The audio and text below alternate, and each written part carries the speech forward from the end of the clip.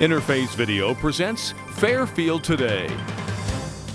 Brought to you by Fairfield Federal Savings and Loan, Fairfield Medical Center, Fairhope Hospice and Palliative Care, the Fairfield County Board of Developmental Disabilities, the Frankie Smith Funeral Home, and Lancaster Fairfield Community Action Recycling and Litter Prevention.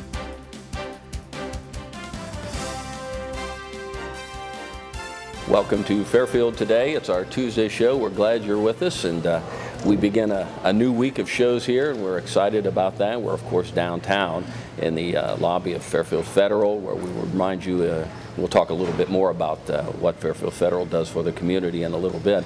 But whether we're here in the downtown lobby in Lancaster or on the west side or up in Pickerington at the Cross Creeks Boulevard location, remember they, for any of your really financial needs, and we'll talk again later about some of the things that they're featuring right now, but Fairfield Federal, we appreciate them allowing us to be here weekly to do our Fairfield Today show.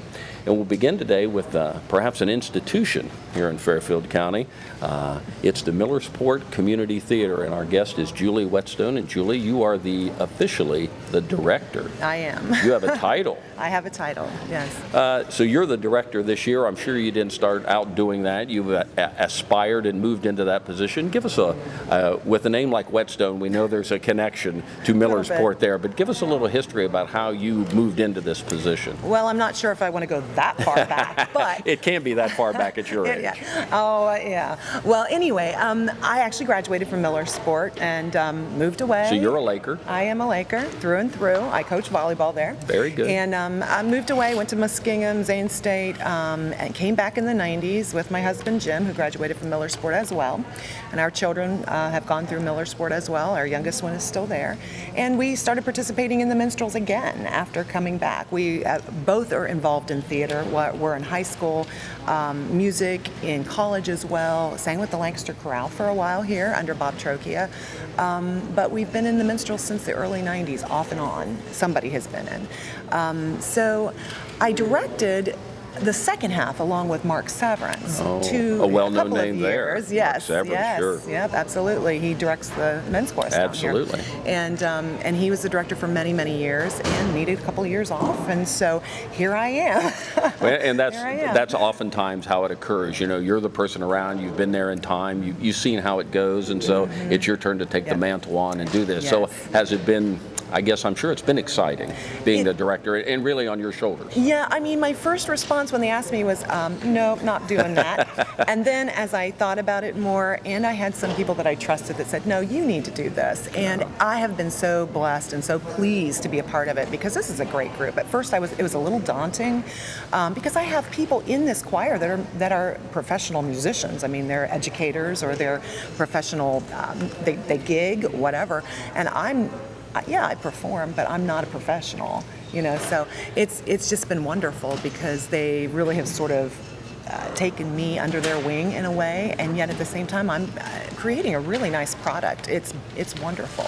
Well, this is one of the, I think, really family-friendly events that occur in Lancaster and Fairfield County around. There are so many, but this really has a rich history, going back to, what, the late 50s? It's the late 50s. As the minstrel show sort of evolved, we kind of modeled ours after the Christie Minstrel, which has a first half and a second half. The Olio is the second half, and the first half has the grand choir and the end people and all of that. And the Athletic Boosters actually supported it from 1958 to 1969, and then for some reason it disbanded. And then in 1976, Millersport Community Theater was founded by Rodney Helser and the late James Pierce and the late Judge Ralston here in Lancaster. They founded that again, and we produced Big Brigadoon, and then the Minstrel started again in 1977. But it has a rich history in terms of the families and the community involvement, not just Millersport, but Baltimore and Thornville and Buckeye Lake and people from all around. But when you think about the families that are involved, Jeff Dupler's an Inman. Well, his dad was an Inman for years and years and years. His mother was in the show. His brother's doing lights this year. His sister-in-law's in the show. The Hoover family. Larry was an Inman. You'll see him on stage again this year, but there's his son Mike. There's just so many, and the Duplers have cousins. My whole family's involved this year, and I'm really excited about that. And you know, you mentioned some of the names: the Duplers, the Hoovers, the Whetstones, the Severns. You think about that, and really that's how it works in lots of places, but certainly here in Millersport, it's very generational. And again, we talk. That's why it perhaps is so family friendly. I mean, there are people there that, well, I remember their daughter when she was in it, or now their granddaughter's in it. This is what makes it such a fun event. I think very family oriented, and I think those that come to see it are going to see a really quality production and just enjoy themselves for just a couple hours. Well, our theme this year, your year actually, Julie. I'm speaking with Julie Whetstone, who is the director this year of the Millersport Community Theater, the 2013 edition, and it's Swinging Through the Years, and it's really a salute to what, swing music or music in the 40s? Well, it actually, the first half encompasses music from the 20s to the 60s. Oh, okay. And so we have a little combo band, Rita Moeller and Matt McComb and Steve Harris, a little combo band for the first half, but you're going to hear some really familiar tunes like New York, New York, I Left My Heart in San Francisco, Jump, Jive, and Wail, those kinds of things. So that's going to be really fun. And then the second half is singer-songwriters. We're focusing on more contemporary music from the 60s to current day. So you're going to see Madonna, you're going to see Freddie Mercury's Queen, you're going to see Adele, James Taylor, Carole King, and even my daughter Jamie, who's a performance major from Otterbein. She's a singer-songwriter going to Nashville in July to pursue her master's at Belmont. Wonderful. She's premiering a song she's written specifically for this show. And there's a house band. The interesting thing about the house band, Jamie's a graduate of Millersport. The drummer, Clint Irvin, a graduate of Millersport. Lee Crater, the guitarist, a graduate of Millersport. And then Will Wells coming back to help out.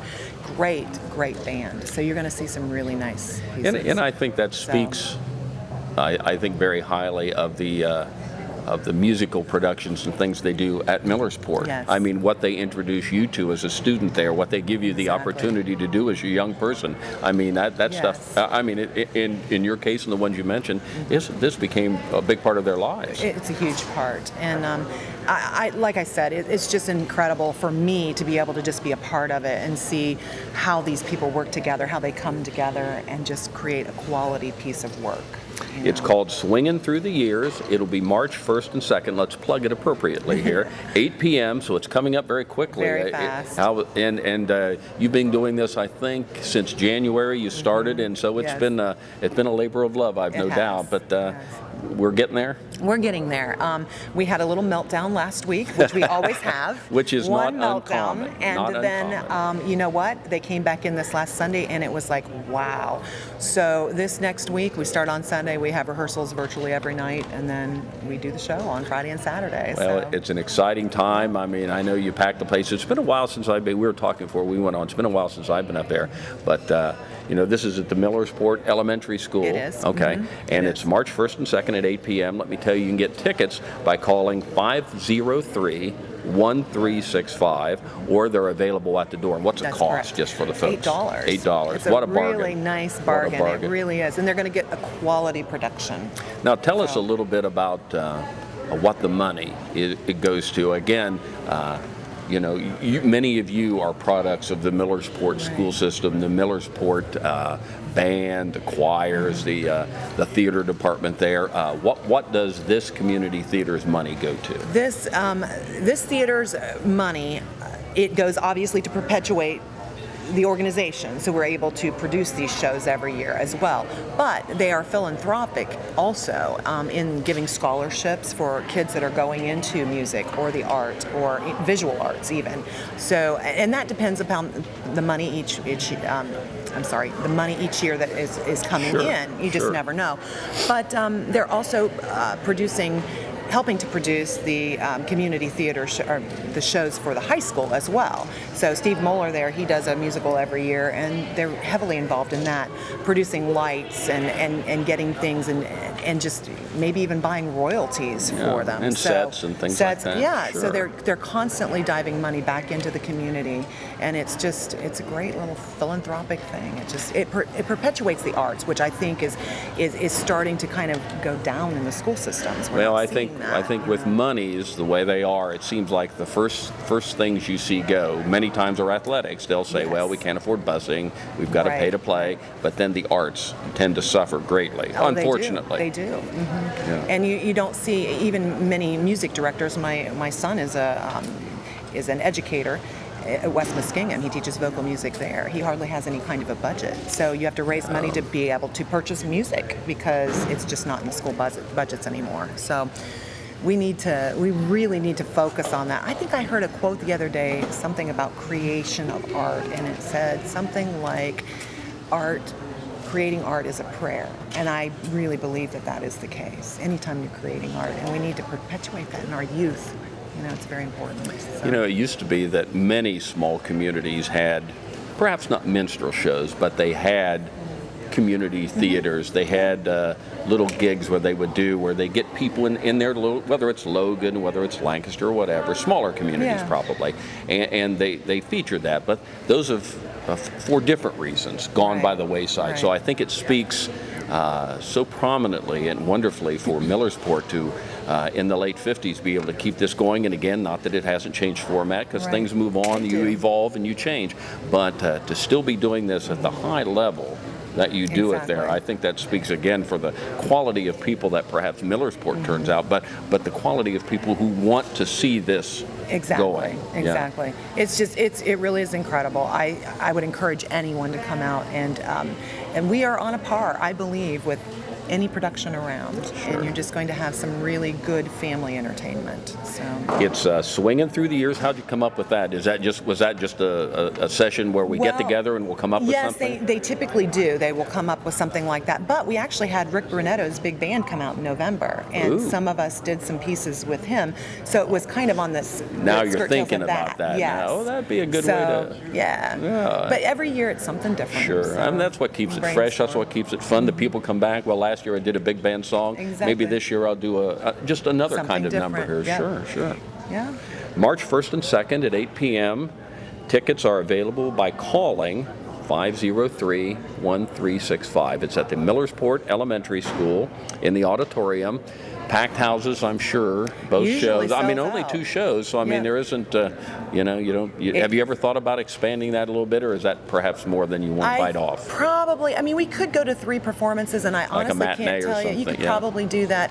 By the time we get to Saturday evening, we're pretty well done. Yeah. I mean, we love You've geared up for performing, 2 shows, and that's what you do. But you know what? The theater holds about 600 and some, 630, I think, and so it does sell out. Yeah. But we do have tickets available, so. We want you to come. So you can either get them at the door, they would be available at the door, or again by calling 503-1365. It's March 1st and 2nd, coming up very quickly, 8 p.m. at the Millersport Elementary School. Julie, thank you for joining us. Thank you. Break a leg, and we know it'll be wonderful in a long line of wonderful shows there. Thank you for being with us. Thank you for having me. Julie Whetstone with the Millersport Community Theater, March 1st and 2nd, swinging through the years. We'll be back on Fairfield Today in just a moment. Packers. Vikings. Packers. Vikings. Vikings. Red state, blue state, vegan, Carnivore. We come from different places. Uptown. downtown. Optimist. We come to different conclusions. Half empty. Half full. But when we live united, we create real, lasting change in the building blocks of life. The education, income, and health of our communities, Live. our families, United. even the person next to us. Live united. Real change won't happen without you. So give, advocate, volunteer, live united. Sign up at liveunited.org. Welcome back to Fairfield Today, and we want to say a few good things about our friends here at Fairfield Federal who are undergoing a nice promotion right now with home loans. And I think you've seen the billboards, heard the commercials around the Home Sweet Loan. It's Loan Sweet Loan. So if you have any interest in getting a home as we head into the springtime of the year when perhaps some thoughts turn to things about moving or getting houses repaired or doing things like that, this is a good place to stop and talk to the folks, Chuck or Judy or Bruce, Joanne, any of the folks down here at Fairfield Federal, whether it's here at the main lobby downtown Lancaster or on the west side location on Fair Avenue or up at Cross Creeks Boulevard in Pickerington. Please give them a call. Go on the website, fairfieldfederal.com, and have plenty of information, links, and all the phone numbers you need. Again, local people making local decisions, and they're great folks, and we appreciate their backing us and supporting us here on Fairfield Today. So again, as the way it works out today, we have an all-arts show. We did the first half in the Millersport Community Theater, and the second half we have our good friend back with us, Bob Trokey, and just we were talking before we went on.